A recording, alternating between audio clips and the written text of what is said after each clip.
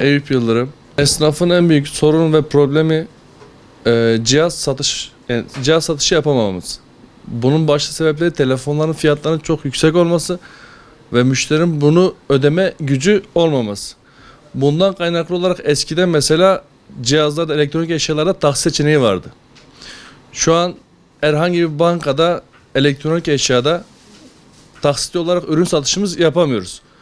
Daha çok müşterimizi ikinci el ve eski telefonu daha tamir etme yönünde ilerliyor.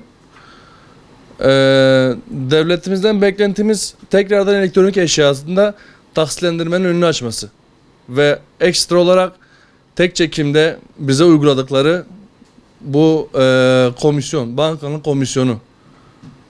Bundan rahatsız, yani 2 kuruş para kazanıyoruz, onu da bankaya ödüyoruz. Sırf bundan dolayı da telefon satışı yapamıyoruz. Peşin fiyatına sattığımız zaman zaten bunun bankanın bizden kestiği oran çok yüksek. Yani %5, %5,5 gibi bir oran kesinti yapıyor banka bizden. Yani 2 kuruş kazanıyorsak bunun 1 kuruşunu biz bankaya veriyoruz şu anda. Ve müşterimiz doğal olaraktan garantili telefon dışında, yani yurt dışından gelen cihazlara yöneliyor. Daha ucuz kapsamında, daha ucuz olması sebebiyle. Bir iyileştirme istiyoruz bankalar konusunda. Devlet bankalarında bir taksitlendirme ve kesinti oranının düşürülmesini talep ediyoruz. Şu anda kiracıyız. Çark dönmüyor artık. Hem sıcaklar başladı. Batı tarafında olmadığı için herhangi bir turist bir gelirimiz de yok. Bu şekilde. Ömer Hassu. Telefoncu olarak son zamanda öyle bir sıkıntıları yaşamaya başlamıştık. Şeyin konusunda, taksitlendirme konusundandır.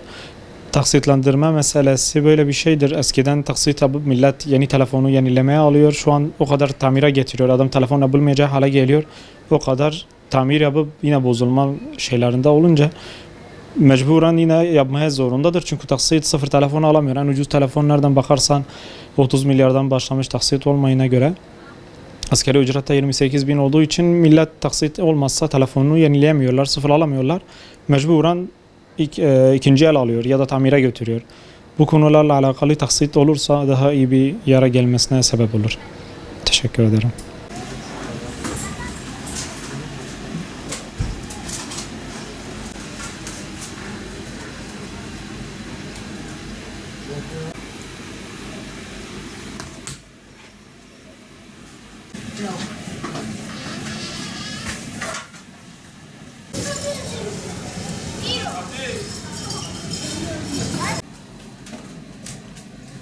Acaba bunları kaldırayım ama bu şekilde hepsini çeksin.